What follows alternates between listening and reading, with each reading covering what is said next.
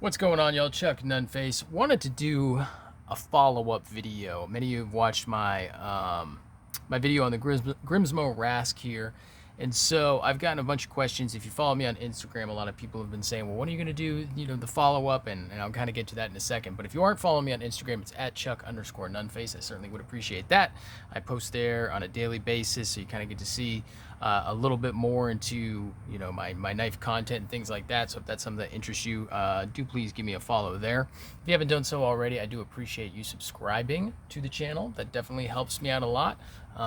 Recently hit 1,000 subscribers, and so that is very exciting for me, so I certainly do appreciate that.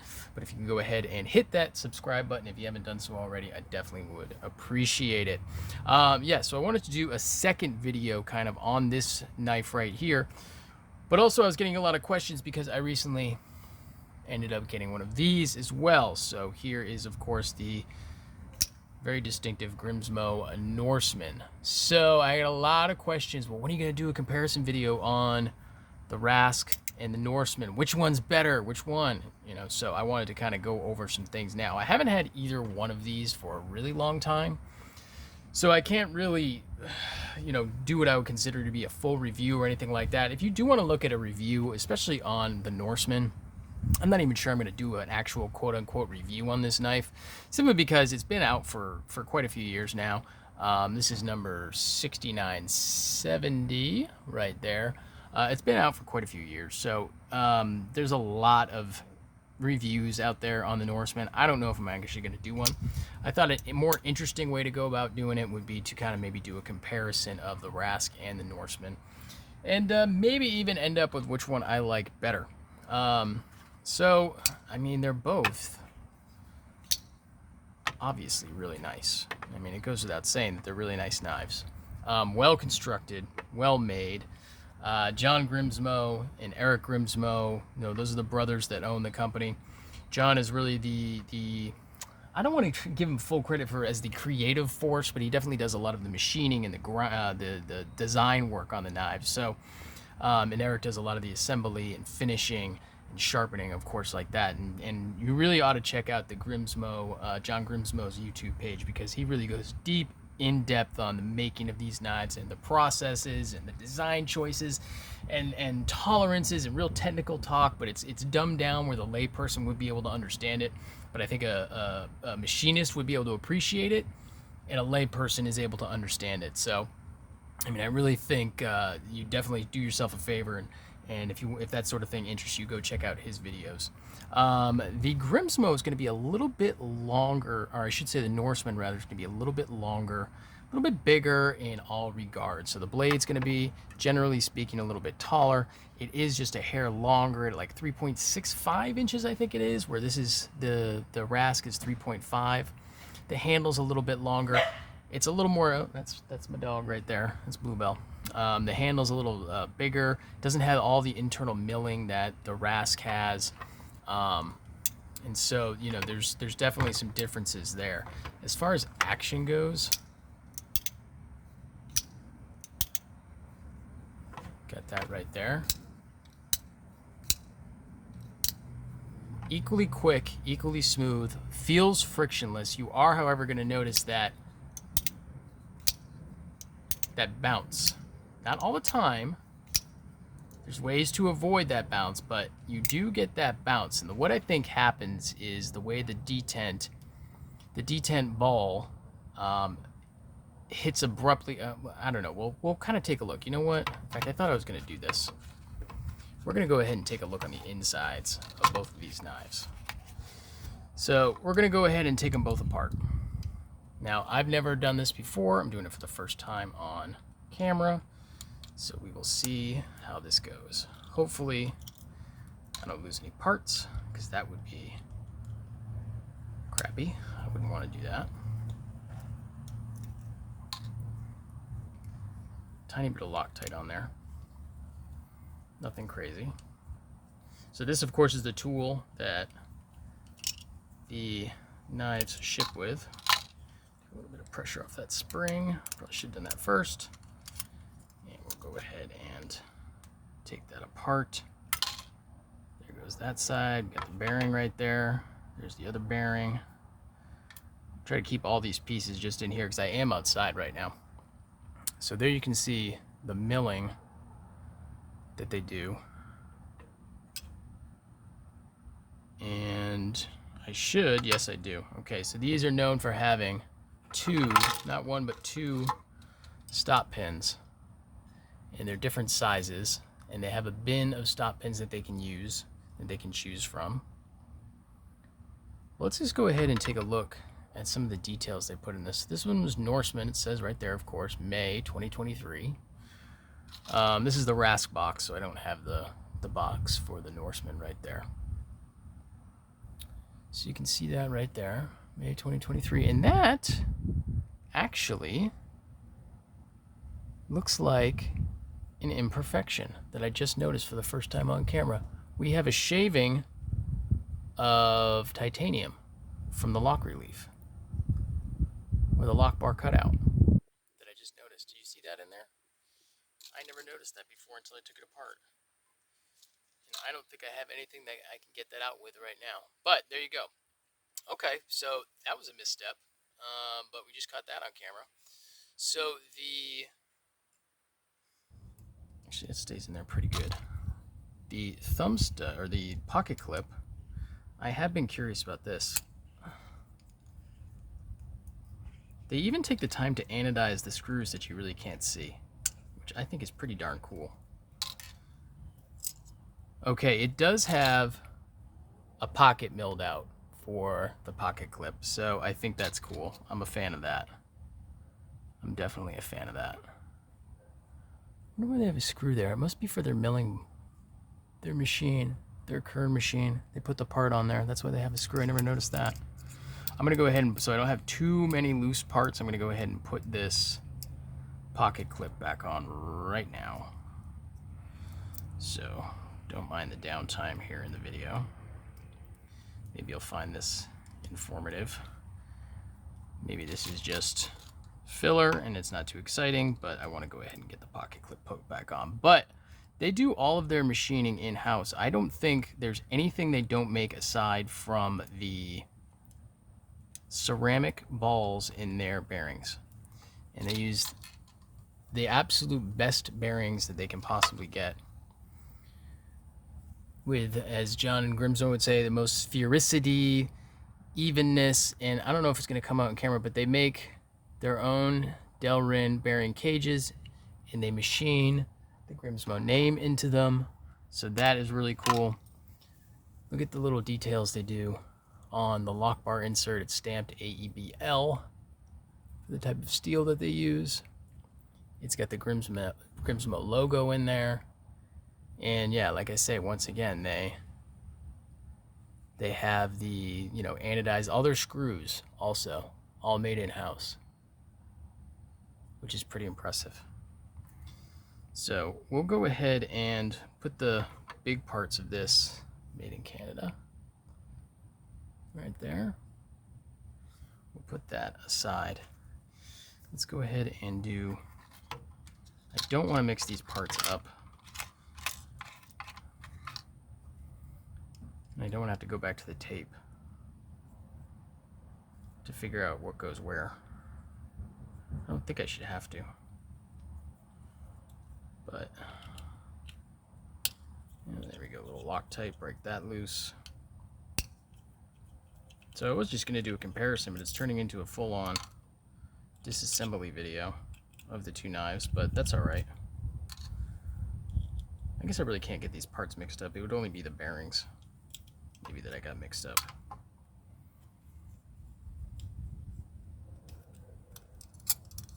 Okay. So there's the one. This one's already got a lot of pocket dust from carrying.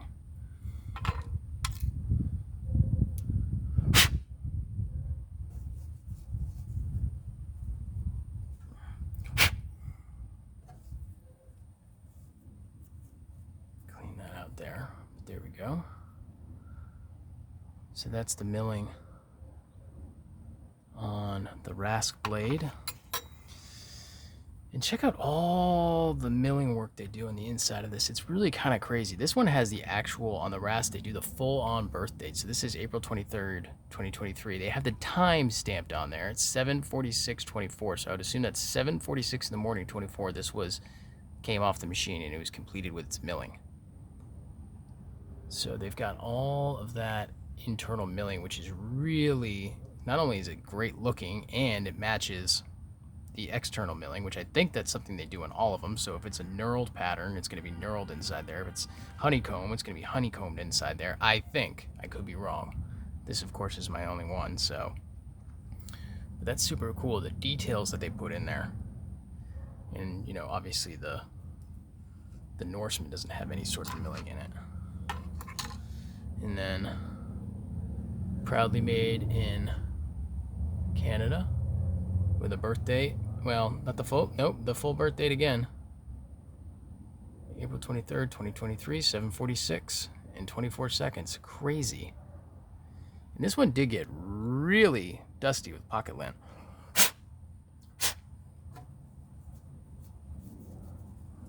Kind of give that a clean off. And same with the pins.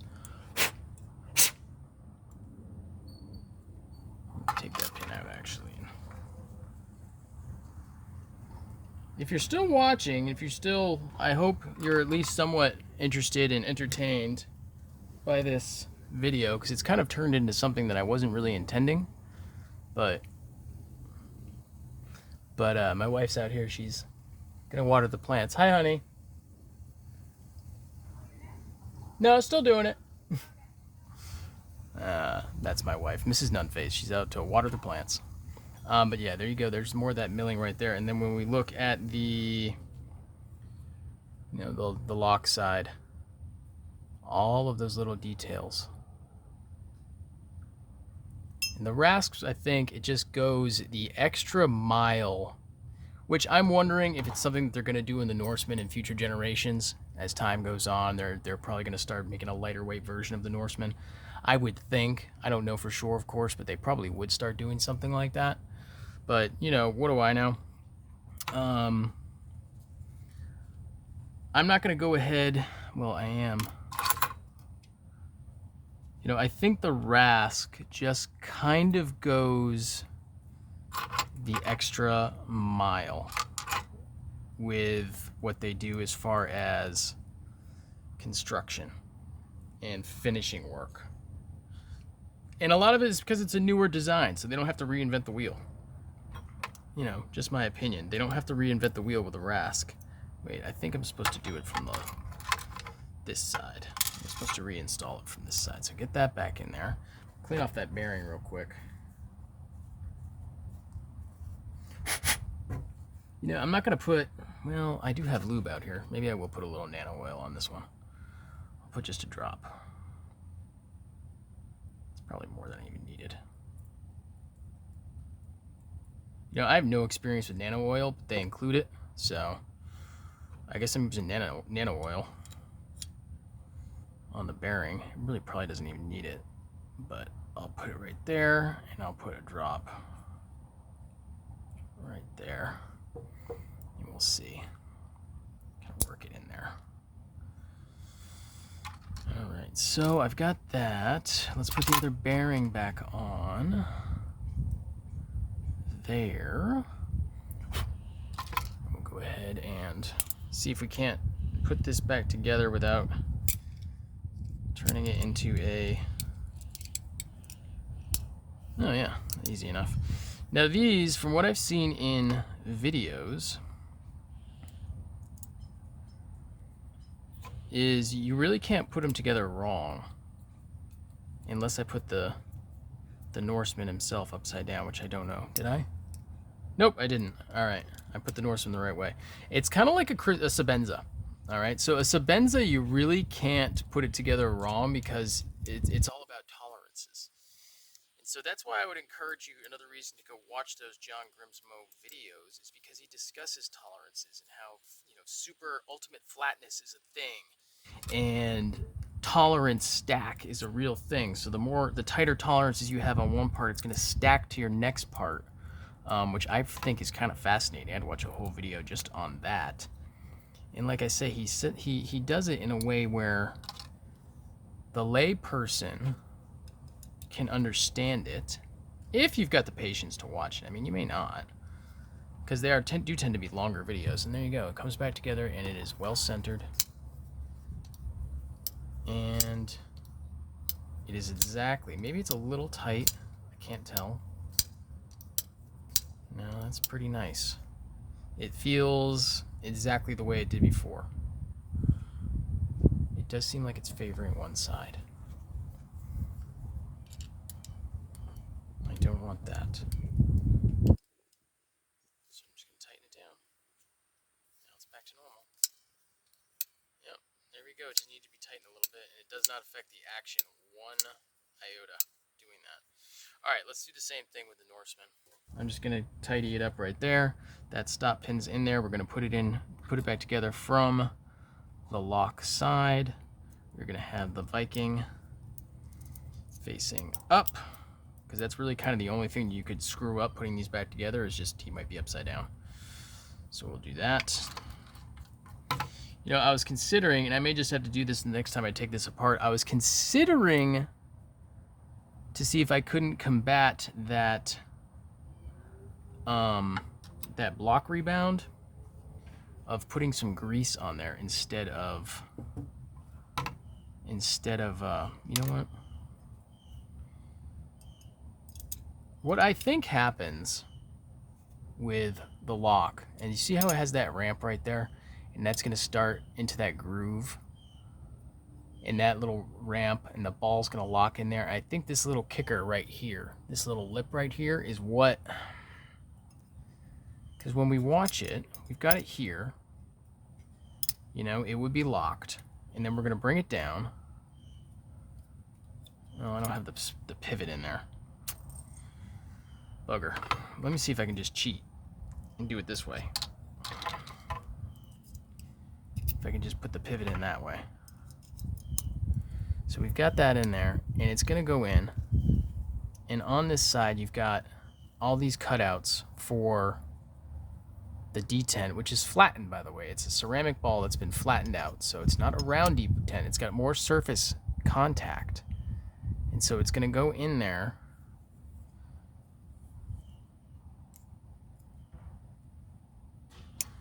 And then it locks in. So it bounces off. Somewhere along the line, it bounces off before it does it. I don't know exactly where. I'm not the machinist in charge. I thought I might be able to kind of speak to that a little bit, but I think in order to do that on video, it's just going to be really clunky. And this video is already going a while. So if you're still watching, leave a comment.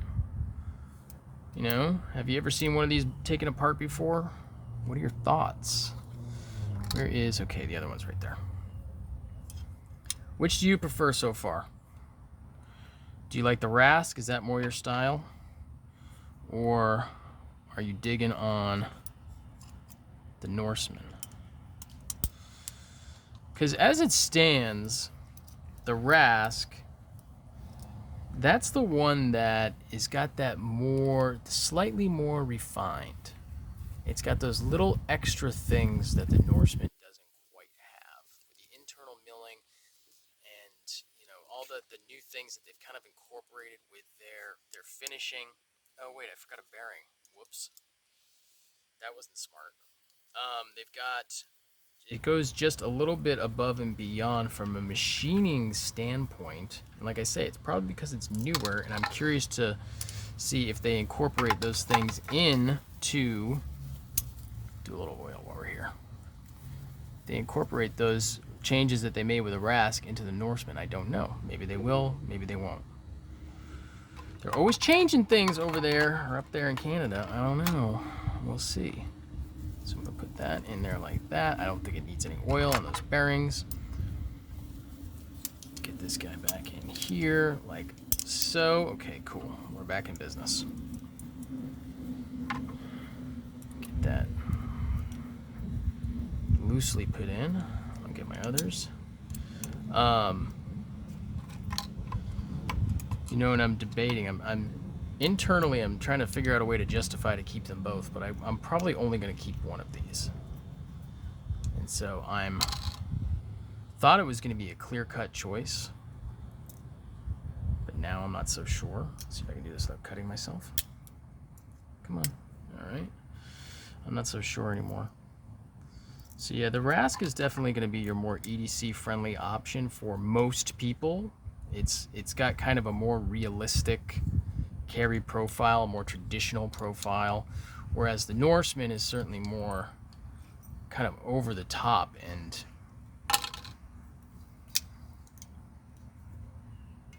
am I a little too tight on that? I don't know. The Norseman's a little bit more over the top.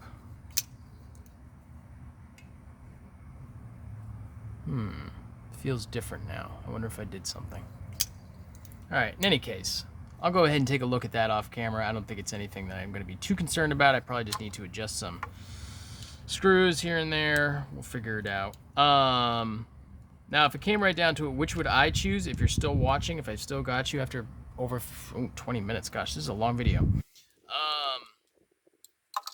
I thought it was going to be a slam dunk that it was going to be the Norseman. Now I'm not so sure. I mean, this Rask is just really impressive. The more I have it, the more I kind of play with it. But the Norseman, I would say, fits my personality just a little bit more. So if I had to pick between the two, I would probably go with the Norseman. I think it's more distinctive, it's more unique looking, even though there's certainly fewer Rasks out there than Norsemans. The Rask is going to be your more traditional knife, traditional drop point, traditional style, traditional looking, whereas the Norseman is just kind of bold and over the top and just very cool in all those regards. So in any case, I appreciate you watching the video. If you are still here, give me a follow on Instagram at Chuck_Nunface. Subscribe. I appreciate everything y'all do, and stay tuned for the next one. Peace.